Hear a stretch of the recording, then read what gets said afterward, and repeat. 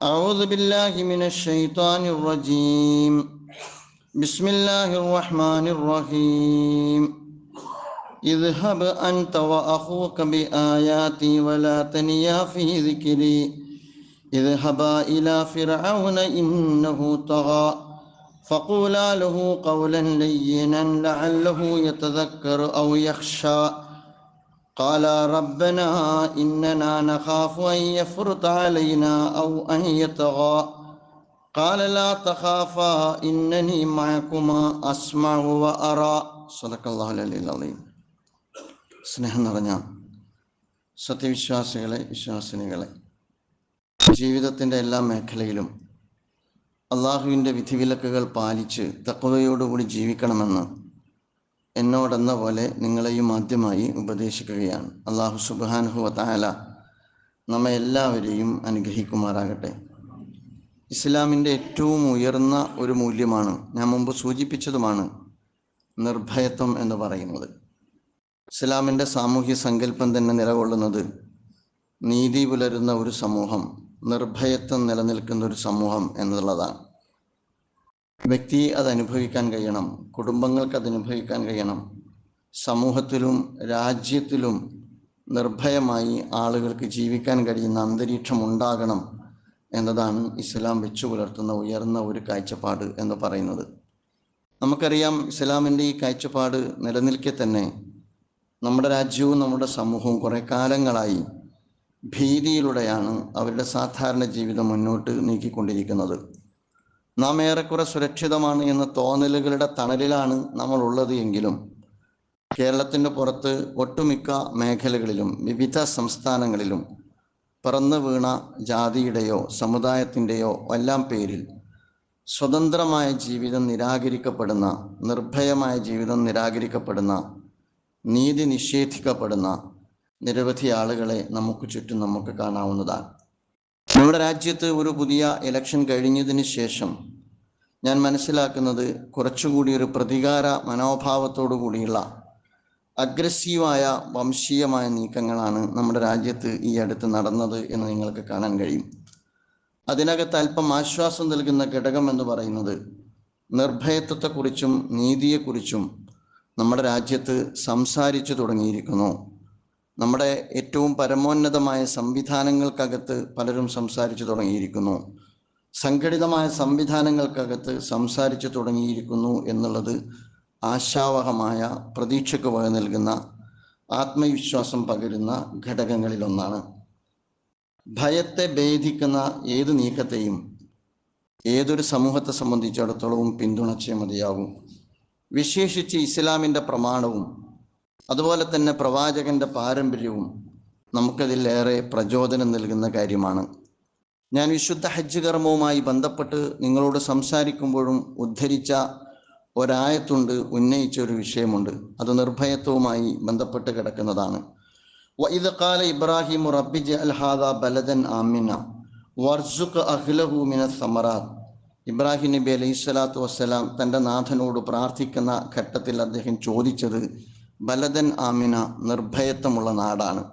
നിർഭയത്വമുള്ള നാട്, ബലദൻ ആമിന എന്ന് പറയുന്നത് ഒരു പ്രവാചകൻ്റെ ഒരു ജനതയെക്കുറിച്ചുള്ള സ്വപ്നത്തിൽ നിന്നുകൊണ്ട് അദ്ദേഹം ഇരുകൈയും ഉയർത്തി അള്ളാഹുവിനോട് പ്രാർത്ഥിക്കുമ്പോൾ അദ്ദേഹം ആവശ്യപ്പെട്ട ഒരു വലിയ സാമൂഹ്യ അവസ്ഥയെക്കുറിച്ച് കൂടിയാണ്.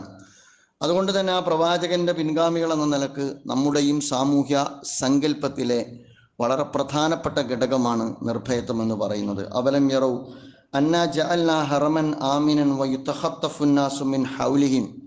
അല്ലാഹു സുബ്ഹാനഹു വ തആല അതിന് ആ അർത്ഥത്തിൽ തന്നെ പ്രവാചകൻ്റെ പ്രാർത്ഥനയ്ക്ക് ഉത്തരം നൽകുന്നുണ്ട്. അവർ കാണുന്നില്ലേ നാം ഹറമിനെ നിർഭയത്വ കേന്ദ്രമാക്കിയിരിക്കുന്നു എന്ന്. ഹറമിൻ്റെ പരിസരമെല്ലാം പരസ്പരം കൊന്നും തിന്നും പരസ്പരം പടവെട്ടിയും ഗോത്രവർഗ സമൂഹങ്ങൾ അങ്ങോട്ടും ഇങ്ങോട്ടും പടപൊരുതുന്ന ഘട്ടത്തിലും നൂറ്റാണ്ടുകളോളം ഹറമിൻ്റെ അകത്തേക്ക് അത് പ്രവേശിക്കാതിരിക്കുമാറ് അള്ളാഹുവിൻ്റെ പ്രവാചകൻ്റെ പ്രാർത്ഥനയ്ക്ക് അള്ളാഹു സുബ്ഹാനഹു വ തആല ഉത്തരം നൽകിയിട്ടുണ്ടായിരുന്നു. ആരെയും ഭയപ്പെടാതിരിക്കുക അള്ളാഹുവിനെ അല്ലാതെ എന്നത് നമ്മുടെ ഈമാനിൻ്റെ തേട്ടമാണ്. ഞാൻ പറയാറുണ്ട്, ഈമാൻ എന്ന് പറയുന്ന നമ്മുടെ വിശ്വാസവുമായി ബന്ധപ്പെട്ട ഏറ്റവും പ്രധാനപ്പെട്ട ഘടകം അമ്നുമായി ബന്ധപ്പെട്ട് കിടക്കുന്നതാണ്. നമ്മുടെ വിശ്വാസത്തിൽ അമ്നുണ്ട്. അമ്ന് എന്ന് പറഞ്ഞാൽ നിർഭയത്വം എന്നാണ്. അള്ളാഹു അല്ലാതെ മറ്റാരെയും ഭയപ്പെടരുത് എന്നത് ഇസ്ലാമിൻ്റെ ബാലപാഠമാണ് എന്ന് നമുക്കറിയാം. ആ ബാലപാഠം അഭ്യസിച്ച ഒരു ജനതയെ സംബന്ധിച്ചിടത്തോളം രാജ്യത്തും സമൂഹത്തിലും ഉണ്ടാകുന്ന ഏത് പ്രതിസന്ധി ഘട്ടങ്ങളിലും ആരെയും കൂസാതെ മുന്നോട്ട് പോകാനുള്ള ആത്മവിശ്വാസം അവർക്കുണ്ടാകുമെന്നത് വിശ്വാസി സമൂഹത്തിന് അള്ളാഹു സുബ്ഹാനഹു വ തആല നൽകിയിരിക്കുന്ന ഏറ്റവും വലിയ വിശേഷമാണ്. വിശുദ്ധ ഖുർആനിൽ ഒരു ജനതയെക്കുറിച്ച് പറയുന്നുണ്ട്, അള്ളാഹുവിൻ്റെ ജനത അഥവാ ആദർശത്തിൻ്റെ മാർഗത്തിൽ നിന്ന് ഭയം കൊണ്ടോ അല്ലാത്ത കാരണങ്ങളാലോ പിന്തിരിഞ്ഞോടുന്ന ഒരു ജനതയെക്കുറിച്ച് പരാമർശിച്ചതിന് ശേഷം അള്ളാഹു സുബ്ഹാനഹു വ തആല പറയുന്നുണ്ട്, അവനൊരു ജനതയെ കൊണ്ടുവരും. നമുക്കറിയാം, യാ അയ്യുഹല്ലദീന ആമനു, അല്ലയോ സത്യവിശ്വാസികളെ, മയ്യർതദ്ദു മിൻകും അൻ ദീനിഹി ഫസൗഫ യഅ്തില്ലാഹു ബിഖൗമിൻ, നിങ്ങൾ ഒരു ജനത അള്ളാഹുവിൻ്റെ മാർഗത്തിൽ നിന്ന് പിന്തിരിഞ്ഞു കളഞ്ഞാൽ അള്ളാഹു ഒരു ജനതയെ കൊണ്ടുവരും. ആ ജനതയെക്കുറിച്ച് അള്ളാഹു സുബ്ഹാനഹു വ തആല പരിചയപ്പെടുത്തുന്ന വിശേഷണങ്ങൾ ഒരു വിശ്വാസി സമൂഹം അവരുടെ ജീവിതത്തിലെ സവിശേഷതയായി പരിഗണിക്കേണ്ടുന്ന വിശേഷണങ്ങളാണ്. അള്ളാഹു സുബ്ഹാനഹു വ തആല ഖുർആനിൽ പറയുന്നുണ്ട്, അവരാരാണ്? അവർ അള്ളാഹുവിനെ ഇഷ്ടപ്പെടുകയും ചെയ്യുന്നവരാണ്. അവർ ജീവിതത്തിൽ അവരുടെ ഇഷ്ടം അള്ളാഹുവിനോടാണ്, മുഹബ്ബത്ത് അള്ളാഹുവിനോടാണ്. അള്ളാഹു അവരെയും ഇഷ്ടപ്പെടുന്നു. രണ്ടാമത് അവരെക്കുറിച്ച് വിശേഷണം പറഞ്ഞത്, അവർ യഥാർത്ഥത്തിൽ വിശ്വാസി സമൂഹത്തോട്, ആദർശ സമൂഹത്തോട് അങ്ങേയറ്റം നന്നായി പെരുമാറുന്നവരും ധിക്കാരത്തിൻ്റെ നിഷേധ പ്രവണതകളോട് അങ്ങേയറ്റം ദൃഢചിത്തരായി സമീപനം സ്വീകരിക്കുന്നവരുമാണ്. ധിക്കാരികൾക്ക് മുമ്പിൽ ചൂളാത്ത, ധിക്കാരികൾക്ക് മുമ്പിൽ മുട്ടുമടക്കാത്ത, ധിക്കാരികൾക്ക് മുമ്പിൽ ഭയചിതരാകാത്ത ആർജവമുള്ള നിലപാട് സ്വീകരിക്കുന്നവരാണ്. മൂന്നാമത് അല്ലാഹു സുബ്ഹാനഹു വ തആല കൊണ്ടുവരുന്ന സവിശേഷ സമൂഹത്തെക്കുറിച്ച് ഖുർആൻ പറഞ്ഞത്, അവർ സമരോത്സുകരാണ്. നാലാമത് അവരെക്കുറിച്ച് പറഞ്ഞത്, അവരാരെയും കൂസാത്തവരാണ്. അവർ സാമൂഹ്യ ജീവിതത്തിൽ ഒരാക്ഷേപകന്റെയും ആക്ഷേപത്തെ അവർ ഭയപ്പെടാത്തവരാണ്. വിശുദ്ധ ഖുർആൻ അതിങ്ങനെ വിശദീകരിക്കുന്നുണ്ട്, ഫസൗഫ യഅ്തില്ലാഹു ബിഖൗമിൻ യുഹിബ്ബുഹും വയുഹിബ്ബൂനഹു, അവൻ ഇഷ്ടപ്പെടുന്ന, അവരെ ഇഷ്ടപ്പെടുന്ന, അവരല്ലാഹുവിനെ ഇഷ്ടപ്പെടുന്ന, അള്ളാഹു അവരെ ഇഷ്ടപ്പെടുന്ന ഒരു ജനത. മാത്രമല്ല, അസില്ലത്തിനൽ മുഅ്മിനീൻ, മുഅ്മിനീങ്ങളോട് ആ അർത്ഥത്തിൽ നന്നായി വർത്തിക്കുന്ന ഒരു ജനത. അഇസ്സത്തിനൽ കാഫിരീൻ, സത്യത്തെ, ധർമ്മത്തെ, നീതിയെ, നന്മയെ തകർക്കാൻ വേണ്ടി ഇറങ്ങിപ്പുറപ്പെട്ടിരിക്കുന്ന നിഷേധത്തിൽ അധിഷ്ഠിതമായ ധിക്കാരികളോട് അങ്ങേയറ്റം ഉറച്ച നിലപാട് സ്വീകരിക്കുന്നവരാണ് അവർ. മാത്രമല്ല, യുജാഹിദൂന ഫീ സബീലില്ലാ, അള്ളാഹുവിൻ്റെ മാർഗത്തിൽ അവർ എല്ലാ സന്ദർഭങ്ങളിലും സമരോത്സുകരാണ്. വലാ യഖാഫുന ലൗമത ലായിം, ആരെന്തു പറയുന്നു എന്നുള്ളത് അവരുടെ പ്രശ്നമല്ല, ആരെന്ത് വിമർശിക്കുന്നു എന്നതും അവരുടെ പ്രശ്നമല്ല. ഒരാക്ഷേപകന്റെയും ആക്ഷേപത്തെ ഭയപ്പെടാതെ വളരുന്ന ജനതയാണവർ. ദാലിക ഫദ്ലുല്ലാഹി യുതീഹി മയ്യശാ വല്ലാഹു വാസിഉൻ അലീം എന്ന് ഖുർആൻ അതിനെക്കുറിച്ച് പറയുന്നുണ്ട്. ഇസ്ലാമിക സമൂഹത്തിൻ്റെ ചരിത്രം നമ്മൾ പരതുക, ഏതോ അർത്ഥത്തിൽ മെജോറിറ്റിയെ നിലനിർത്തിക്കൊണ്ടല്ല ഇസ്ലാമിക സമൂഹം അതിൻ്റെ ആദർശ ആർജവം ചരിത്രത്തിൽ പ്രകടിപ്പിച്ചിട്ടുള്ളത്. പലപ്പോഴും മൈനോറിറ്റി ആയിരിക്കുന്ന ഘട്ടത്തിലും അള്ളാഹു അല്ലാതെ മറ്റാരെയും ഭയപ്പെട്ടിട്ടില്ല. ഭയചിതരായ ഒരു ആദർശ സമൂഹത്തെ ചരിത്രത്തിൽ നിന്ന് നമുക്ക് വായിച്ചെടുക്കുക സാധ്യമല്ല. പലപ്പോഴും ചരിത്രത്തിൽ പ്രവാചകന്മാരും അതുപോലെ തന്നെ പ്രവാചകന്മാരുടെ സമൂഹവും പൊരുതിയത് മെജോറിറ്റിയോട് തന്നെയാണ്, മൈനോറിറ്റി ആയിക്കൊണ്ട് തന്നെയാണ്.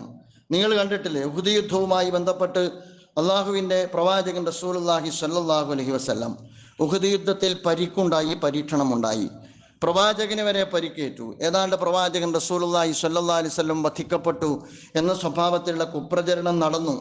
അങ്ങനെ എല്ലാം കഴിഞ്ഞ് തങ്ങൾ അവസാന ഘട്ടത്തിൽ വിജയത്തിൻ്റെ വിജയാഹ്ലാദത്തോടുകൂടി പിരിഞ്ഞു പോകുമ്പോൾ അബൂ സുഫിയാൻ വെല്ലുവിളിക്കുന്നുണ്ട് പ്രവാചകനെയും അനുചരന്മാരെയും. നമുക്ക് കാണാം വീണ്ടും ബദറിൽ വെച്ച്, അടുത്ത ഘട്ടത്തിൽ ഏറ്റുമുട്ടാം.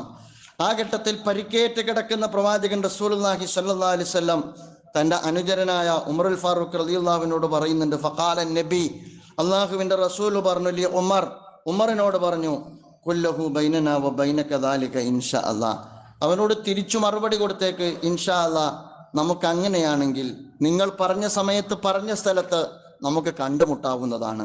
അവിടെ നിന്ന് കാലം കുറച്ചുകൂടി മുന്നോട്ട് പോയി. അബൂ സുഫിയാൻ വെല്ലുവിളി ഉയർത്തിയ സമയം വന്നു. പ്രവാചകൻ റസൂലുള്ളാഹി സ്വല്ലല്ലാഹു അലൈഹി വസല്ലമയുടെ അനുചരന്മാർ പരിക്കിലാണ്. പരിക്കിലൊന്നും പൂർണ്ണമായും ഭേദപ്പെട്ടിട്ടൊന്നുമില്ല, പക്ഷേ പറഞ്ഞത് വാക്കാണ്, അത് പ്രാവർത്തികമാക്കിയേ പറ്റൂ. അതുകൊണ്ട് അബൂ സുഫിയാൻ പറഞ്ഞ സമയത്ത് ബദറിൽ വെച്ച് ഏറ്റുമുട്ടാമെന്നുള്ളത് കൊണ്ട് തന്നെ പ്രവാചകൻ തൻ്റെ സന്തത സഹചാരികളുമായി അതിന് സന്നദ്ധമായി. മറുഭാഗത്ത് ക്ഷാമമാണ്. അവർ വിജയശ്രീലാളിതരായി പോയവരാണ്. പക്ഷേ അവർക്ക് ഒരുപാട് ദുരിതം അവർ അനുഭവിച്ചുകൊണ്ടിരിക്കുകയാണ്. അവരാകട്ടെ അത്തരമൊരു ഏറ്റുമുട്ടലിന് മാനസികമായും ഭൗതികമായും ശാരീരികമായും ഒന്നും സജ്ജമായിട്ടില്ല. ആ ഘട്ടത്തിലാണ് അവർ സത്യവിശ്വാസികൾക്കിടയിൽ ഒരുപാട് പ്രചാരണങ്ങൾ നടത്തിയത്. ശത്രുക്കൾ സുസംഘടിതമാണ്, ശക്തമാണ്, ഉഹുദിന് ശേഷം അവർ നിങ്ങളെ നാമാവശേഷമാക്കാൻ വരികയാണ് എന്നു തുടങ്ങിയുള്ള ഒരുപാട് പ്രചാരണങ്ങൾ പ്രവാചകന്റെ അനുചരന്മാർക്കിടയിൽ പ്രചരിപ്പിക്കുകയുണ്ടായി. ആ സന്ദർഭത്തെ വിശുദ്ധ ഖുർആൻ പരിചയപ്പെടുന്നുണ്ട്. അല്ലദീന ഖാല ലഹുമുന്നാസു ഇന്നന്നാസ ഖദ് ജമഉ ലക്കും ഫഖ്ശവും. ജനങ്ങളോട് അവർ പറഞ്ഞ സന്ദർഭം നിങ്ങൾ കേൾക്കുന്നില്ലേ, കാണുന്നില്ലേ? അവരോട് പറഞ്ഞു ഇന്നന്നാസ ഖദ് ജമഉ ലക്കും, അവർ സുസംഘടിതരായി നിങ്ങൾക്കെതിരെ അണിനിരന്നിരിക്കുന്നു. ഫഖ്ശവും, നിങ്ങൾ അവരെ ഭയപ്പെടുക. ഫസാദുഹും ഈമാന, ആ സന്ദർഭത്തിൽ അവരുടെ ഈമാൻ വർദ്ധിക്കുകയാണ് ചെയ്തത്. പേടിപ്പിക്കുമ്പോൾ ഈമാൻ വർദ്ധിക്കുന്ന ഒരു ജനതയുടെ സ്വഭാവ സവിശേഷത നിങ്ങളൊന്ന് ആലോചിച്ച് നോക്ക്. പേടിപ്പിക്കുമ്പോൾ പേടിക്കാതെ നിൽക്കുക മാത്രമല്ല, പേടിപ്പിക്കുമ്പോൾ ഈമാൻ വർദ്ധിക്കുന്ന ഒരു ജനതയുടെ വിശ്വാസ സവിശേഷത നിങ്ങൾ ആലോചിച്ച് നോക്ക്. മാത്രമല്ല അവർ പറഞ്ഞു ഹസ്ബനല്ലാഹു വ നിഅമൽ വക്കീൽ, ഞങ്ങൾക്ക് അല്ലാഹു മതി, അവനാണ് പരമേൽപ്പിക്കുവാൻ ഏറ്റവും ഉത്തമൻ എന്നവർ മറുപടി കൊടുത്തു. നമ്മുടെ ഏറ്റവും വലിയ അവലംബം അല്ലാഹുവാണ്. ആ അർത്ഥത്തിൽ ഭയപ്പെടാത്ത ഒരു ജനത വിശ്വാസികളുടെ ജനതയായി മാറുന്നത് എന്തുകൊണ്ട് എന്ന് ചോദിച്ചാൽ അവർ അള്ളാഹുവിനെ മാത്രം ഭയപ്പെടുന്നു എന്നുള്ളത് കൊണ്ടാണ്. അതിനെക്കുറിച്ച് പിന്നെ ഖുർആൻ പറയുന്നുണ്ട്, ഇന്നമാ ദാലികുമു ശൈത്താനു യുഖവ്വിഫു ഔലിയാഹു ഫലാ തഖാഫുഹും വഖാഫൂനി ഇൻ കുൻതും മുഅ്മിനീൻ. അത് പിശാചാണ്. പിശാച് ആളുകളെ ഭയപ്പെടുത്തിക്കൊണ്ടേയിരിക്കും. എന്നിട്ട് അള്ളാഹു അവൻ്റെ അടിയാറുകളോട് പറയുന്നു, അവൻ അവൻ്റെ ഔലിയാക്കളെ ഭയപ്പെടുത്തിക്കൊണ്ടേയിരിക്കും. ഫലാ തഖാഫുഹും, നിങ്ങൾ ഭൂമിയിൽ അത്തരത്തിലുള്ള ഒരുപാട് പൈശാചിക പ്രതിനിധാനങ്ങളെയും നിങ്ങൾ ഭയപ്പെടേണ്ട കാര്യമില്ല. വഖാഫൂനി, നിങ്ങൾ എന്നെ മാത്രം ഭയപ്പെടുക. ഇൻ കുന്തും മുഅ്മിനീൻ, നിങ്ങൾ സത്യവിശ്വാസികളാണെങ്കിൽ എന്ന് വിശുദ്ധ ഖുർആൻ പറയുന്നുണ്ട്. ഞാൻ വീണ്ടും പറയുന്നത്, നിർഭയത്വമുള്ള ഒരു ജനത പുലരണമെങ്കിൽ, നീതി പുലരുന്ന ഒരു ലോകം കാണണമെങ്കിൽ, നിർഭയത്വമുള്ള ഒരു ജനത പുലരണമെങ്കിൽ ആരെയും ഭയപ്പെടാതെ അത്തരമൊരു സാമൂഹ്യ ക്രമത്തിന് വേണ്ടി യത്നിക്കുന്ന ഒരു സമൂഹം ഈ രാജ്യത്തുണ്ടാകണം. അവരുടെ പേരാണ് സത്യവിശ്വാസികൾ എന്ന് പറയുന്നത്. അവരുടെ പേരാണ് മുസ്ലിം ഉമ്മ എന്ന് പറയുന്നത്. ആ അർത്ഥത്തിലാണ് പ്രവാചകൻ വിശുദ്ധ ഖുർആൻ നമുക്ക് പരിചയപ്പെടുത്തി തരുന്നത്. നിങ്ങൾക്കറിയില്ലേ, പ്രവാചകൻ മൂസാ നബി അലൈഹി സ്വലാത്തു വസ്സലാമയുടെ കാലഘട്ടം അള്ളാഹുവിൻ്റെ പ്രവാചകരുമായിട്ട് സംവാദം നടക്കുകയാണ്. മൈനോറിറ്റിയാണ്, മെജോറിറ്റിയോടാണ്, ഭരണകൂടത്തോടാണ്. പ്രവാചകൻ തനിച്ചാണ്. ആ കാലഘട്ടത്തിലെ എല്ലാവിധ പീഡനമുറകൾക്കും വിധേയമാകുന്ന ഒരു ജനതയുടെ പ്രതിനിധാനമാണ് മൂസാ നബി അലൈഹി സ്വലാത്തു വസ്സലാം നിർവഹിച്ചുകൊണ്ടിരിക്കുന്നത്. അവസാനത്തെ സംവാദത്തിന്റെ അവസാനത്തെ ഫൈനൽ റൗണ്ട് എന്ന് പറയുന്നത് മാരണക്കാരുമായുള്ള സംവാദമാണ്. അങ്ങാടിയിൽ നിന്ന് കിട്ടാവുന്ന ഏറ്റവും വലിയ ആളും മാരവും അദ്ദേഹത്തിന്റെ ദർബാറിൽ സന്നദ്ധമായി സുസജ്ജമായി നിൽക്കുമ്പോഴാണ് ആ ദർബാറിൽ സംവാദം നടക്കുന്നത്. സംവാദത്തിന് കൊണ്ടുവന്നിരിക്കുന്നത് ഏറ്റവും വലിയ ജാലവിദ്യക്കാരാണ്. മറുഭാഗത്ത് പ്രവാചകനാണ്. പ്രവാചകന്റെ കയ്യിൽ മുഅ്ജിസത്താണ്. അള്ളാഹുവിന്റെ പ്രവാചകനും അവരും തമ്മിലുള്ള മാരണക്കാരും തമ്മിലുള്ള ആശയപരമായ സംവാദത്തിന് ശേഷമുള്ള മാരണക്കാരുടെ ഭാഗത്ത് നിന്നുള്ള നീക്കം ആരംഭിച്ചു. പ്രവാചകൻ മൂസാ നബി അലൈഹി സ്വലാത്തു വസ്സലാം തൻ്റെ വടിയിലൂടെ ആ ജാലവിദ്യയെ അദ്ദേഹം കീഴടക്കി. ആ ജാലവിദ്യ പരാജയപ്പെട്ടപ്പോൾ ജാലവിദ്യക്കാരായ ആളുകൾ പറയുന്നുണ്ട്, ഖാല ആമൻതു ലഹു ഖബ്ല, അദ്ദേഹം അവര് പറയുന്നുണ്ട്, ഞങ്ങൾ അങ്ങയിൽ വിശ്വസിച്ചിരിക്കുന്നു എന്ന്. മൂസാ നബി അലൈഹി സ്വലാത്തു വസ്സലാമയുടെ മുഅ്ജിസത്തിന് മുമ്പിൽ തങ്ങളുടെ ജാലവിദ്യ പരാജയപ്പെട്ടപ്പോൾ ജാലവിദ്യക്കാർ ആ ദർബാറിലുള്ള മുഴുവൻ ജനസഞ്ചയത്തെയും സാക്ഷി നിർത്തി ഫറോവയുടെ സന്നിധിയിൽ വെച്ച് മൂസാ നബി അലൈഹി സ്വലാത്തു വസ്സലാമയുടെ മുമ്പിൽ പരാജയപ്പെട്ടപ്പോൾ അവർ സധൈര്യം അവർ പറയുന്നുണ്ട്, ഞങ്ങൾ അങ്ങയിൽ വിശ്വസിച്ചിരിക്കുന്നു, അങ്ങ് വിശ്വസിച്ചിരിക്കുന്ന അള്ളാഹുവിൽ ഞങ്ങൾ വിശ്വസിച്ചിരിക്കുന്നു എന്ന് പറയുന്നുണ്ട്. ആ ഘട്ടത്തിൽ ഭരണാധികാരിയായ ഫറോവ ചോദിക്കുന്നുണ്ട്, ഖാല ആമൻതു ലഹു ഖബ്ല അൻ ആദന ലക്കും ഇന്നഹു ലകബീറുകും അല്ലദീ അല്ലമകും അസ്സിഹ്റ, ഞാൻ അനുവാദം തരുന്നതിന് മുമ്പ് നിങ്ങൾ വിശ്വസിക്കുകയാണോ? കൊട്ടാരത്തിൽ അദ്ദേഹത്തിന്റെ സാലറിക്ക് അല്ലെങ്കിൽ അദ്ദേഹത്തിന്റെ പേയ്മെന്റോടുകൂടി വന്ന മാരണക്കാരാണ് രാജാവിന്റെ മുമ്പിൽ വെച്ചുകൊണ്ട് മൂസാ നബി അലൈഹി സ്വലാത്തു വസ്സലാമ പ്രകടിപ്പിച്ച മുഅ്ജിസത്തിന് മുമ്പിൽ അവർ വിശ്വാസം പ്രഖ്യാപിക്കുന്നത്. എൻ്റെ അനുവാദമില്ലാതെ നിങ്ങൾ വിശ്വസിക്കുകയാണോ? ചോദ്യം വളരെ പ്രസക്തമാണ്, ശക്തവുമാണ്. എന്നിട്ട് അദ്ദേഹം പറയുന്നുണ്ട്, നിങ്ങളെ ഏറ്റവും കൂടുതൽ മാരണവും ജാലവിദ്യയും പഠിപ്പിച്ച നിങ്ങളിൽ ഏറ്റവും വലിയവനാണ് മൂസ എന്ന് ഞാൻ ഇപ്പോഴാണ് മനസ്സിലാക്കുന്നത്. നിങ്ങളുടെ ഉസ്താദാണ് മൂസ എന്ന് ഞാൻ ഇപ്പോഴാണ് മനസ്സിലാക്കുന്നത്. ഫല ഉഖത്തിഅന്ന ഐദിയകും വഅർജുലകും മിൻ ഖിലാഫിൻ വല ഉസല്ലിബന്നകും ഫീ ജുസ്ഇൻ നഖ്ലി വല തഅലമുന്ന അയ്യുനാ അശദ്ദു അദാബൻ വഅബ്ഖ. എന്ന് വിശുദ്ധ ഖുർആനിൽ ആ സംഭാഷണത്തെക്കുറിച്ച് പറയുന്നുണ്ട്. വല ഉസല്ലിബന്നകും ഫി ജുസൂഇൻ നഖ്ലി എന്ന് പറഞ്ഞാൽ നിങ്ങളെ ഞാൻ കുരിശിലേറ്റാൻ പോവുകയാണ്. രണ്ട് ഭീഷണിയാണ് അദ്ദേഹം ഉയർത്തിയത്. ഒന്ന്, നിങ്ങളുടെ ഇരുകാലുകൾ ഭിന്ന രീതിയിൽ ഞാൻ ഛേദിക്കാൻ പോവുകയാണ്, നിങ്ങളുടെ വലത് കാലും ഇടത് കൈയും ഞാൻ ഛേദിക്കാൻ പോവുകയാണ്, അല്ലെങ്കിൽ ഇടത് കാലും വലത് കൈയും അല്ലെങ്കിൽ ഞാൻ ഛേദിക്കാൻ പോവുകയാണ്. രണ്ടാമത് പറഞ്ഞത്, നിങ്ങളെ ഞാൻ കുരിശിലേറ്റാൻ പോവുകയാണ്. അത് പറഞ്ഞാൽ അത് നടക്കാൻ പോവുകയാണ്. മരണത്തെ മുമ്പിൽ മുഖാമുഖം കണ്ടുകൊണ്ടിരിക്കുന്ന ഒരു ഘട്ടം നിങ്ങൾ ആലോചിച്ച് നോക്കോ. ഭരണാധികാരി പറയുന്നത് ഇരുകാലുകളും ഇരുകൈകളും കാലുകളും ഭിന്ന രീതിയിൽ ഛേദിക്കാൻ പോകുന്നു എന്ന്. രണ്ടാമത് പറഞ്ഞിരിക്കുന്നത് അവരെ കുരിശിലേറ്റാൻ പോകുന്നു എന്ന്. ഈ തപ്പനത്തടിയിൽ അവരെ കൈകാലുകൾ ബന്ധിപ്പിച്ച് കുരിശിലേറ്റാൻ പോകുന്നു എന്ന്. മരണത്തെ മുഖാമുഖം കണ്ട ഘട്ടത്തിലും ഈ മാരണക്കാരായ അള്ളാഹുവിൻ്റെ പ്രവാചകനിൽ വിശ്വാസമർപ്പിച്ച ആ ജനത കൊടുക്കുന്ന മറുപടിയുണ്ട്. ആ മറുപടിയാണ് വളരെ പ്രധാനപ്പെട്ട കാര്യമെന്ന് പറയുന്നത്. ഖാലൂലൻ ഉസ്റക അലാ മാ ജാഅനാ മിനൽ ബയ്യിനാതി വല്ലദീ ഫതറന. ഞങ്ങളെ സൃഷ്ടിച്ച നാഥനാണ് സത്യം, ഞങ്ങൾക്ക് ബോധ്യപ്പെട്ട ഈ സത്യത്തിനപ്പുറം അങ്ങേക്ക് പ്രിഫറൻസ് നൽകാൻ ഞങ്ങൾക്ക് സാധ്യമല്ല രാജാവേ. ഫറോവ ചക്രവർത്തിയോടുള്ള ഇവരുടെ മറുപടിയാണ്. എന്നിട്ട് അടുത്ത അവരുടെ വാചകമുണ്ടോ, ഫഖ്ലീമാ അൻത ഖാദി ഇന്നമാ തഖ്ലി ഫി ഹാദി ഇന്നമാ തഖ്ലി ഹാദിഹിൽ ഹയാത്തി ദുനിയ. നിനക്ക് വിധിക്കാം, നിനക്ക് വിധിക്കാം, നീ വിധിക്കുന്നത് ഈ ഇഹലോക ജീവിതത്തിൽ മാത്രമാണ്. ഇതിൻ്റെ പേരാണ് വിശ്വാസി എന്ന് പറയുന്നത്. മരണം കൺമുമ്പിൽ കാണുന്ന ഒരു ഘട്ടത്തിൽ, രാജകൊട്ടാരത്തിൽ രാജാവ് വിജ്ഞാപനം പുറപ്പെടുവിക്കുന്ന ഒരു ഘട്ടത്തിൽ, ദർബാറിൽ എല്ലാ ആ പീഡനോപാധികളും സുസജ്ജമായ ഒരു ഘട്ടത്തിൽ, ആ ഘട്ടത്തിലും അവർ പറയുന്നത്, ഞങ്ങൾ ഹിദായത്തിൽ നിന്ന് പുറകോട്ട് പോകുന്നവരല്ല, അങ്ങയ്ക്ക് വിധിക്കാം, തങ്ങൾക്ക് വിധിക്കാവുന്നതാണ്, പക്ഷെ അങ്ങയുടെ വിധി ഈ ഇഹലോക ജീവിതത്തിൽ മാത്രമാണ്. അതിലപ്പുറമുള്ള അലംഘനീയമായ അനശ്വരമായ പരലോക ജീവിതത്തിൽ വിശ്വാസമർപ്പിച്ചുകൊണ്ട് അവൻ്റെ മാർഗദർശനത്തെ പിൻപറ്റിയതിൽ നിന്ന് അങ്ങേക്ക് പ്രിഫറൻസ് നൽകാൻ ലൻ ഉസിറക എന്നാണ് പറഞ്ഞത്, ഞങ്ങൾക്ക് സാധ്യമല്ല എന്ന് മൂസാ നബി അലൈഹി സ്വലാത്തു വസ്സലാമയിൽ വിശ്വാസം ഉൾക്കൊണ്ടിരിക്കുന്ന ആ മാരണക്കാർ പറയുന്നുണ്ട്. പ്രിയമുള്ള സഹോദരന്മാരെ, ആ അർത്ഥത്തിൽ വിശുദ്ധ ഖുർആനെ നമ്മൾ വായിച്ചാൽ അത്തരത്തിലുള്ള നിർഭയത്വത്തിന് നമുക്ക് അങ്ങേയറ്റം പ്രചോദനം നൽകുന്ന, ഭയപ്പെടാതെ പ്രവർത്തിക്കാനും ജീവിക്കുവാനും പ്രചോദനമേകുന്ന വേദഗ്രന്ഥവും അതുപോലെ തന്നെ പ്രവാചക ചരിത്രവും ഉൾക്കൊള്ളുന്നതാണ്, വേദവാക്യങ്ങളും പ്രവാചക ചരിത്രവും ഉൾക്കൊള്ളുന്നതാണ് വിശുദ്ധ ഖുർആൻ എന്ന് പറയുന്നത്. സമാനമായ സ്വഭാവത്തിലാണ് കഴിഞ്ഞ തവണ നമ്മുടെ പ്രതിപക്ഷ നേതാവിൻ്റെ ഭാഗത്ത് നിന്നും ഒരു വിശുദ്ധ വേദഗ്രന്ഥത്തിൻ്റെ വചനം ഭരണകൂടത്തിൻ്റെ മുഖത്ത് നോക്കി അദ്ദേഹം ഉദ്ധരിക്കുകയുണ്ടായി. ഞാൻ മനസ്സിലാക്കുന്നത് അതിൻ്റെ ചരിത്ര പശ്ചാത്തലം എത്രമാത്രം അദ്ദേഹം മനസ്സിലാക്കിയിട്ടുണ്ട് എന്ന് എനിക്കറിഞ്ഞുകൂടാ. അതേസമയം നമ്മൾ മനസ്സിലാക്കേണ്ടത്, വെറുപ്പിന്റെ ദർശനത്തോട് ധീരമായി സംസാരിക്കുന്നവരാരായാലും നമ്മൾ മനസ്സിലാക്കേണ്ടത് രണ്ട് പക്ഷമാണ്. ഒന്ന് വംശീയതയുടെ ശക്തിയാണ്, രണ്ട് വംശീയ വിരുദ്ധമായ ഒരു ചേരിയാണ്. അതാണ് രാജ്യത്ത് ഉണ്ടാകേണ്ടതും ഉണ്ടായിക്കൊണ്ടിരിക്കേണ്ടതും ഇനിയും ശക്തിപ്പെട്ടു വരേണ്ടതും. അങ്ങനെ വരുമ്പോൾ ഞാൻ പറയുക, അത്തരം വെറുപ്പിന്റെ ദർശനത്തോട് ധീരമായ വാക്കുകൾ എവിടെ നിന്നാണ് ഉതിർന്നു വീഴുന്നത്, അതെല്ലാം ഈ കാലഘട്ടത്തിൽ വംശീയ വിരുദ്ധ പോരാട്ടങ്ങൾക്ക് കരുത്തു പകരുന്ന ഘടകമാണ് എന്ന കാര്യത്തിൽ യാതൊരു സംശയവുമില്ല. ആ അർത്ഥത്തിൽ അദ്ദേഹം ഉന്നയിച്ച വിശുദ്ധ വേദഗ്രന്ഥത്തിലെ രണ്ട് വാക്യം ഇതാണ്, ഖാല ലാ തഖാഫ ഇന്നനി മഅകുമാ അസ്മഉ വ അറാ. അദ്ദേഹം പറഞ്ഞത് വിശുദ്ധ ഖുർആനിലെ ഈ രണ്ട് വാക്കുകളാണ്, തീർച്ചയായിട്ടും നിങ്ങൾ ഭയപ്പെടേണ്ടതില്ല, നിങ്ങൾ ഭയപ്പെടേണ്ടതില്ല. മൂസാ നബി അലൈഹി സ്വലാത്തു വസ്സലാമയോടും ഹാറൂൻ നബി അലൈഹി സ്വലാത്തു വസ്സലാമയോടും ഫറോവയുടെ രാജകൊട്ടാരത്തിലേക്ക് പോകുന്ന ഘട്ടത്തിൽ അല്ലാഹു സുബ്ഹാനഹു വ തആല അവരെ സമാശ്വസിപ്പിച്ചുകൊണ്ട് പറയുന്ന വചനങ്ങളാണ്, ലാ തഖാഫ, നിങ്ങൾ രണ്ടുപേരും ഭയപ്പെടേണ്ടതില്ല, ഇന്നനി മഅകുമാ അസ്മഉ വ അറാ, ഞാൻ നിങ്ങളോടൊപ്പമുണ്ട്, കണ്ടും കേട്ടും. എത്ര സുന്ദരമായ വചനങ്ങളാണ്.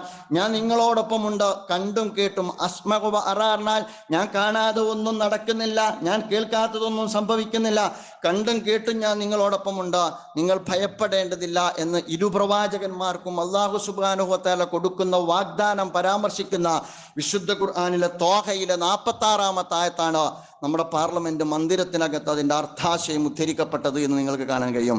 യാദൃച്ഛികമാണെങ്കിലും ഞാൻ പറയുക, ഇതിനൊരു ചരിത്രമുണ്ട്, ഇതിന് കൃത്യമായൊരു പൊളിറ്റിക്സ് ഉണ്ട്, ഇതിനൊരു സാമൂഹ്യ പശ്ചാത്തലമുണ്ട്.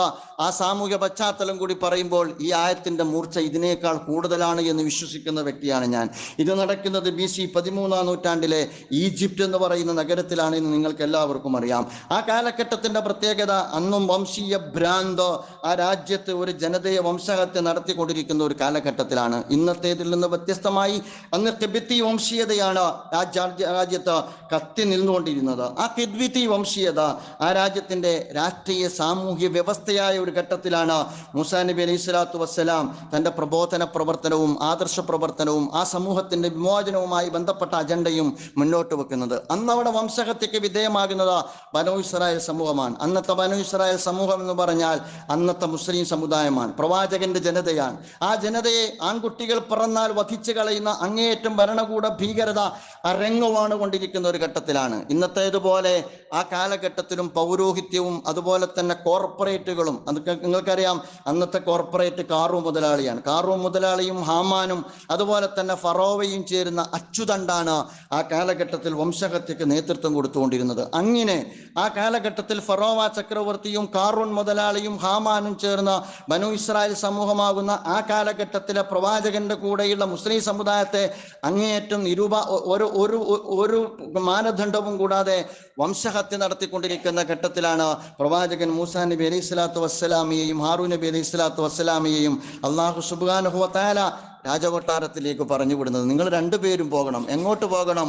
നിങ്ങൾ രണ്ടുപേരും പോകേണ്ടത് ഫറോവയുടെ രാജകൊട്ടാരത്തിലേക്കാണ്. നമ്മൾ മനസ്സിലാക്കേണ്ടത് രണ്ടുപേര് പോകണമെന്ന് പറഞ്ഞാൽ മർദ്ദിത ജനതയുടെ പ്രതിനിധാനം നിർവഹിക്കുന്ന രണ്ട് പ്രവാചകന്മാരാണ് പോകുന്നത്. അവിടെയാണ് ഖുർആൻ പറയുന്നത്, ഇദ്ഹബ അൻത വ അഖൂക ബി ആയാതി വലാ തനിയ ഫീ ദിക്രി. എന്നെക്കുറിച്ചുള്ള ദിക്റിൽ ഞാൻ കഴിഞ്ഞ രണ്ട് ഖുതുബയിൽ ഞാൻ ദിക്ർ പറഞ്ഞിരുന്നു. ദിക്ർ പള്ളിയിലല്ല മാത്രമല്ല എന്നതിന്റെ ഉദാഹരണം കൂടിയാണിത്. ഈ ഫറോവയുടെ കൊട്ടാരത്തിലേക്ക് പുറപ്പെടുന്ന ഇരു പ്രവാചകന്മാരോടും അല്ലാഹു സുബ്ഹാനഹു വ തആല പറയുന്നത്, നീയും നിന്റെ സഹോദരനും ഫറോവയുടെ രാജകൊട്ടാരത്തിലേക്ക് കടന്നു ചെല്ലണം എന്ന് പറയുമ്പോൾ പറയുന്നത്, വലാ തനിയ, നിങ്ങൾ ഒരിക്കലും ഫീ ദിക്രി, എന്നെക്കുറിച്ചുള്ള ദിക്റിൽ നിന്ന് നിങ്ങൾ വീഴ്ച വരുത്താൻ പാടില്ല. അള്ളാഹുവിനെ കുറിച്ചുള്ള ദിക്റും ഫിക്റും ഇല്ലാത്ത ഒരാക്ടിവിസവും ഇസ്ലാമിക സമൂഹത്തെ സംബന്ധിച്ചിടത്തോളം അചിന്യമാണ്. നമുക്ക് ഇസ്ലാമിനെ സംബന്ധിച്ചിടത്തോളം സമൂഹം, സാമൂഹ്യ പ്രശ്നം എന്ന ഒരു വിഭജനമില്ല. ജീവിതത്തെ ഏകകമായി കാണുന്ന ഒരു സമൂഹത്തിന്റെ പ്രതിനിധാനമാണ് നമ്മൾ നിർവഹിച്ചു കൊണ്ടേയിരിക്കുന്നത്. അതുകൊണ്ട് തന്നെ രാജകൊട്ടാരത്തിലേക്ക് തീർത്തും രാഷ്ട്രീയ സ്വഭാവമുള്ള ഒരു ജനതയുടെ വിമോചനവുമായി കടന്നു ചെല്ലുന്ന ഇരു പ്രവാചകനോടും അല്ലാഹു സുബ്ഹാനഹു വ തആല പറയുന്നത്, അങ്ങനെ പോകുന്ന ഘട്ടത്തിൽ വലാ തനിയ ഫീ ദിക്രി, എന്നെക്കുറിച്ചുള്ള ദിക്റിൽ നിങ്ങൾ വീഴ്ച വരുത്താൻ പാടില്ല. എന്നിട്ട് പറയുന്നുണ്ട്, ഇദ്ഹബാ ഇലാ ഫിറഔന ഇന്നഹു തഗ, നിങ്ങൾ ഫറോവയുടെ അടുത്തേക്ക് ചെല്ലണം, അവൻ ധിക്കാരം പ്രവർത്തിച്ചിരിക്കുന്നു. ഫഖൂലാ ലഹു ഖൗലൻ ലയ്യിന ലഅല്ലഹു യതദക്കറു ഔ യഖ്ശ. അതും രണ്ടാമത് നമുക്ക് കിട്ടുന്ന ഒരു വിദ്യാഭ്യാസമാണ്. രാജ്യത്ത് ഏത് തിന്മയുടെ കൊടിവാഹകരോടും ആശയ സംവാദത്തിന്റെ അധ്യായം അടച്ചു വെച്ചുകൊണ്ടല്ല ഒരു ആദർശ സമൂഹം അവരുടെ പ്രവർത്തനങ്ങൾക്ക് തുടക്കം കുറിക്കേണ്ടത്. രാജ്യത്ത് ധിക്കാരികളുടെ സമൂഹത്തോട് അടഞ്ഞ വാതിലിന് മുമ്പിൽ മുട്ടിവിളിച്ച ആശയ സംവാദത്തിന്റെ ത്വലം തുറന്നെടുക്കുക എന്ന് പറയുന്നത് ഒരാദർശ സമൂഹത്തിന്റെ ഉത്തരവാദിത്തമാണ്. വംശഹത്യ നടത്തുന്ന ഭരണകൂടത്തിന്റെ രാജകൊട്ടാരത്തിലേക്ക് കടന്നു ചെല്ലുന്ന പ്രവാചകന്മാരോട് അല്ലാഹു സുബ്ഹാനഹു വ തആല പറയുന്നത്, ഫഖൂലാ ലഹു ഖൗലൻ ലയ്യിന ലഅല്ലഹു യതദക്കറു ഔ യഖ്ശ, നിങ്ങൾ അവരോട് നല്ല നിലക്ക് പോയിട്ട് സംസാരിക്കണം. അള്ളാഹുവിനെ കുറിച്ച്, പ്രപഞ്ചത്തെക്കുറിച്ച്, പ്രപഞ്ചനാഥനെ കുറിച്ച്, തൗഹീദിനെ കുറിച്ച്. ഒരു പക്ഷേ ലഅല്ലഹു യതദക്കറു ഔ യഖ്ശ, ഒരു പക്ഷേ ഫറോവയും ഉത്ബുദ്ധനായേക്കാം, ഒരു പക്ഷേ അയാളും ഭയഭക്തിയുള്ളവനായേക്കാം. അള്ളാഹുവിന് ഫറോവയെ കുറിച്ച് മുന്നറിവില്ലാത്തത് കൊണ്ടല്ലല്ലോ അള്ളാഹു പറയുന്നത്. അള്ളാഹു ഒരു അപ്രോച്ച് ഈ സമൂഹത്തെ പഠിപ്പിക്കുകയാണ്, ഒരു സമീപനം നമ്മെ പഠിപ്പിക്കുകയാണ്. ആ സമീപനം എന്ന് പറയുന്നത് ഫറോവ ചക്രവർത്തിയുടെ മുമ്പിൽ പോയിട്ട് നിങ്ങൾ ഉൾക്കൊണ്ടിരിക്കുന്ന ദൈവിക ദർശനത്തെക്കുറിച്ചുള്ള സംവാദത്തിന്റെ മുഖം തുറന്നു വെക്കുക എന്നുള്ളത് തന്നെയാണ്. ആ സംവാദത്തിന്റെ മുഖം പ്രവാചകന്മാർ തുറന്നു വെക്കുന്നുണ്ട്. ആ ഘട്ടത്തിലാണ് ഇരു പ്രവാചകന്മാരും അള്ളാഹുവിനോട് ചോദിക്കുന്നത്, ഖാല റബ്ബനാ ഇന്നനാ നഖാഫു അൻ യഫ്റുത അലൈനാ ഔ യത്ഗ, ഞങ്ങൾ ഭയപ്പെട്ടു പോകുന്ന ഒരു കാര്യമുണ്ട്, ഞങ്ങളോട് അയാളെങ്ങാനും അവിവേകം ചെയ്തേക്കുമോ എന്ന്. ഞങ്ങൾ ഭയപ്പെട്ടു പോകുന്ന ഒരു കാര്യമുണ്ട്, അയാൾ ഞങ്ങളോട് അക്രമം പ്രവർത്തിക്കുമോ എന്ന്. ഞങ്ങൾ രണ്ടുപേരല്ലേ ചെല്ലുന്നത്. ആ ഘട്ടത്തിൽ ഈ ഇരു പ്രവാചകന്മാരോടും ആ നിർഭയമായി ആ രാജകൊട്ടാരത്തിലേക്ക് കടന്നു ചെല്ലുന്ന മൂസാ നബി അലൈഹി സ്വലാത്തു വസ്സലാമയോടും അതുപോലെ തന്നെ ഹാറൂൻ നബി അലൈഹി സ്വലാത്തു വസ്സലാമയോടും അള്ളാഹു പറയുന്ന വാക്കാണ്, ലാ തഖാഫ, നിങ്ങൾ ഭയപ്പെടരുത്, രണ്ടുപേരും ഭയപ്പെടരുത്. ഇന്നനി, തീർച്ചയായിട്ടും മഹക്കുമ, ഞാൻ നിങ്ങൾ രണ്ടുപേരുടെയും കൂടെയുണ്ട്. അസ്മ വറ, കണ്ടും കേട്ടും ഞാൻ നിങ്ങളോടൊപ്പം ഉണ്ട്. ഇത് എൻ്റെ ബോധ്യമാകണം, ഇത് നിങ്ങളുടെ ബോധ്യമാകണം. എൻ്റെ കൂടെ എൻ്റെ നാഥൻ കണ്ടും കേട്ടുമുണ്ട് എന്ന ബോധ്യമുണ്ടായാൽ അതിൽ പരം ആത്മവിശ്വാസം നൽകുന്ന ഘടകം ഒരു സത്യവിശ്വാസിയെ സംബന്ധിച്ചിടത്തോളം ഇതിൽ മാത്രമല്ല, പ്രതിസന്ധി ഘട്ടത്തിൽ മറ്റെന്തുണ്ടാകാനാണ് സഹോദരന്മാരെ?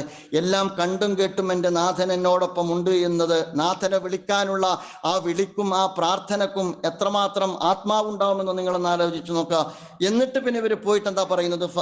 ഫഖൂല ഇന്നാ റസൂല റബ്ബിക ഫഅർസിൽ മാനാ ബനി ഇസ്രായേൽ. ആ ധൈര്യത്തിലാണ് അവർ പോയിട്ട് പറയുന്നത്, ബനു ഇസ്രായേൽ സമൂഹത്തെ വിട്ടുതരണം, ഈ ജനതയെ അങ്ങേക്ക് പീഡിപ്പിക്കാനുള്ളതല്ല, ഈ ജനതയെ അങ്ങ് വിട്ടുതരണം. മാത്രമല്ല വലാ തുഅദ്ദിബുഹും, അവരെ ഇനിയും നിങ്ങൾ പീഡിപ്പിക്കാൻ പാടില്ല. ഖദ് ജിഇനാക ബി ആയത്തിൻ മിർ റബ്ബിക വസ്സലാം അലാ മൻ ഇത്തബഅൽ ഹുദാ, തീർച്ചയായിട്ടും ഞങ്ങൾ വന്നിരിക്കുന്നത് അള്ളാഹുവിൻ്റെ ദൃഷ്ടാന്തവുമായിട്ടാണ്. മാത്രമല്ല സമാധാനം അലാ മൻ ഇത്തബഅൽ ഹുദാ, ഈ ഹിദായത്ത് പിൻപറ്റുന്നവർക്ക് ഭൂമിയിൽ സമാധാനം ഉണ്ടാവുകയുള്ളൂ എന്ന് ഫറോവയുടെ മുഖത്ത് നോക്കിയിട്ട് രണ്ട് പ്രവാചകന്മാരും പറയുന്ന ആ പശ്ചാത്തലത്തിൽ നിന്ന് ഇരു പ്രവാചകന്മാർക്ക് അല്ലാഹു സുബ്ഹാനഹു വ തആല നൽകുന്ന ആ വാഗ്ദത്തമാണ് അല്ലാഹു സുബ്ഹാനഹു വിശുദ്ധ ഖുർആനിൽ നിന്ന് നമ്മുടെ പാർലമെന്റ് മന്ദിരത്തിലും ഉന്നയിക്കപ്പെട്ടത്. ഞാൻ പറഞ്ഞു വരുന്നത് മുസ്ലിം സമുദായം കാലോചിതമായി ഖുർആനെ വായിക്കണം എന്നുള്ളതാണ്. വിശുദ്ധ ഖുർആൻ അതുപോലെ തന്നെ ചരിത്രത്തെ വായിക്കണം എന്നുള്ളതാണ്. മുസ്ലിം സമുദായത്തെ സംബന്ധിച്ചിടത്തോളം സമുദായ നേതൃത്വവും വായിക്കണം എന്നുള്ളതാണ്. പേടിയല്ല പരിഹാരം എന്ന് നമ്മളൊക്കെ മനസ്സിലാക്കുന്നുണ്ട്. പക്ഷേ പേടിയല്ല പരിഹാരം എന്ന സമീപനം നമ്മിൽ നിന്നുണ്ടായേ തീരൂ. അള്ളാഹുവിനെ മാത്രം പേടിക്കുക, മറ്റാരെയും ഭയപ്പെടാതിരിക്കുക, നിർഭയമായി പ്രതികരിക്കുക എന്നുള്ളതാണ് സമകാലിക സാമൂഹ്യ ക്രമത്തിൽ നമുക്കൊക്കെ നിർവഹിക്കാനുള്ള ഉത്തരവാദിത്വം എന്ന് പറയുന്നത്. അതെങ്ങനെ എന്നതിനെ കുറിച്ച് എന്തിനാ പ്രതികരണം എന്ന് പറയുമ്പോഴേക്ക് നമുക്കെന്തിനാണ് ടെൻഷൻ?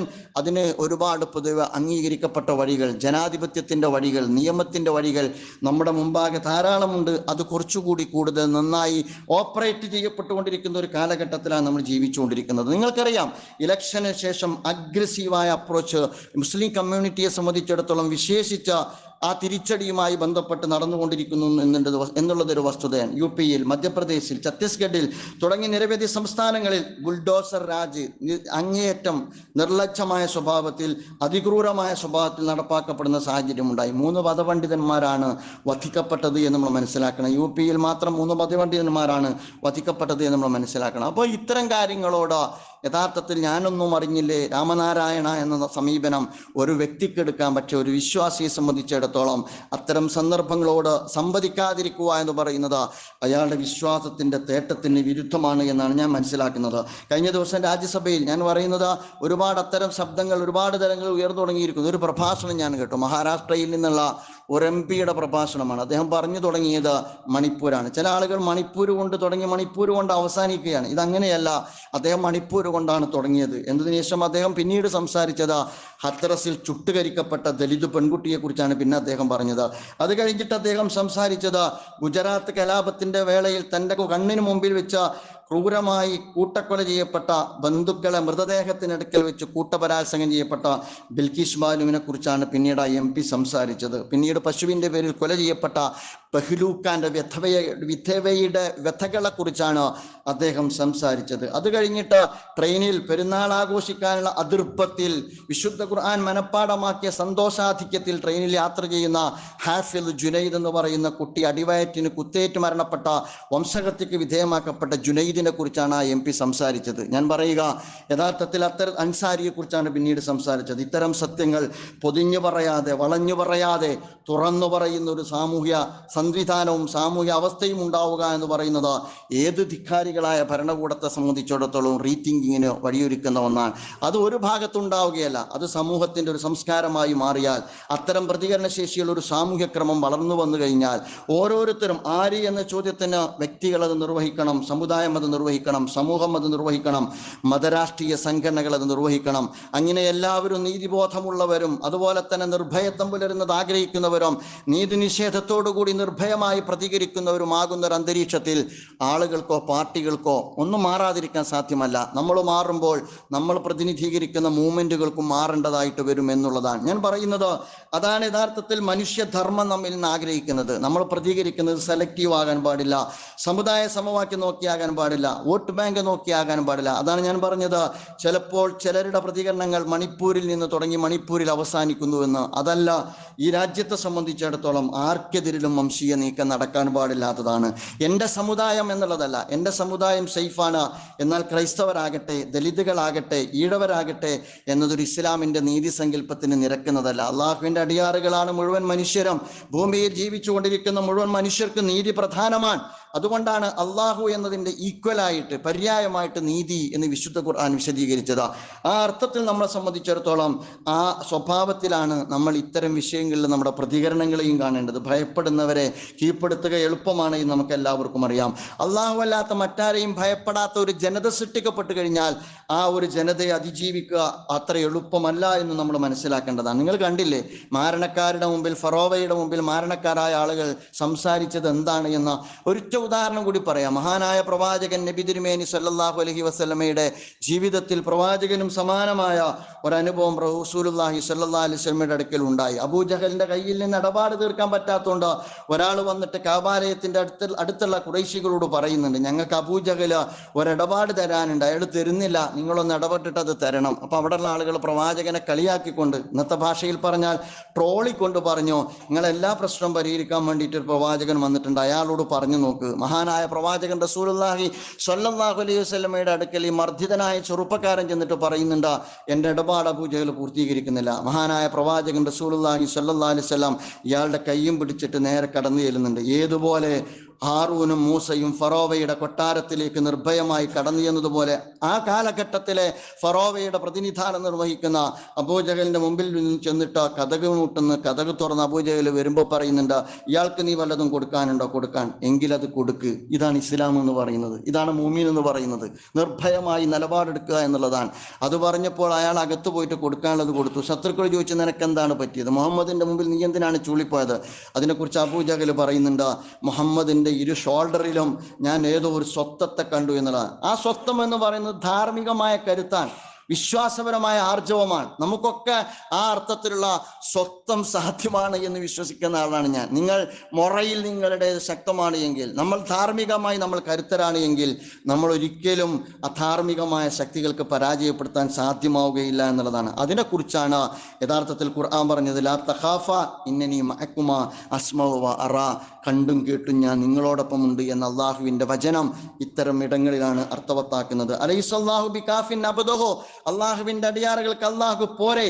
വയുഹവ്വിഫൂനക ബില്ലദീന മിൻ ദൂനിഹി, അവനെ കൂടാതെയുള്ളവരെ ചേർത്ത് വെച്ചുകൊണ്ട് അവനെ ഭയപ്പെടുത്തുന്ന ആളുകളുണ്ട്. പക്ഷേ വമയുദ്ലില്ലാഹു ഫമാലഹു മിൻ ഹാദ്, അള്ളാഹു വഴികേടിലാക്കിയ ഒരു ജനതയെ ഒരിക്കലും ഹിദായത്തിലാക്കാൻ മറ്റാർക്കും സാധ്യമല്ല.